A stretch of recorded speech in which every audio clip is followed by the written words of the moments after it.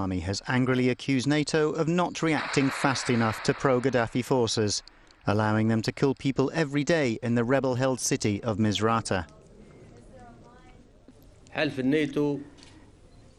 NATO did not provide us with what we want. If NATO wanted to free Misrata, they could have done that before. We don't want to bomb in order not to kill civilians.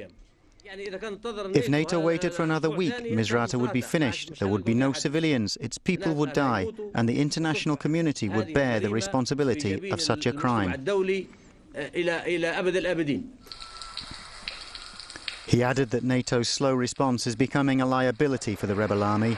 Misrata has been heavily shelled for the past few days, with tank fire, artillery and mortars.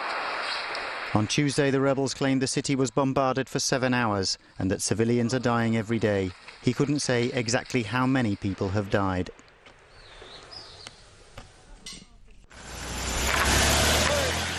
After a series of rapid rebel advances followed by equally rapid retreats, Libyan insurgents held their ground for 6 days in the town of Brega, but once again a sustained government bombardment has pushed them out.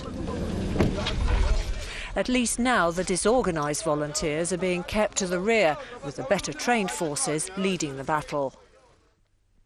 The rebels aren't giving up on the strategically important town and intend another offensive later today.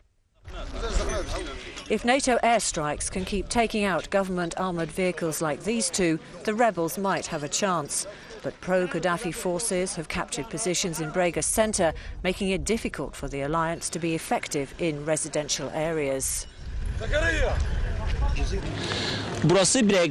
EuroNews reporter Mustafa Ba is just 15 kilometres away from Brega. He says the rebels are prepared to move on further and hopefully take Brega once and for all.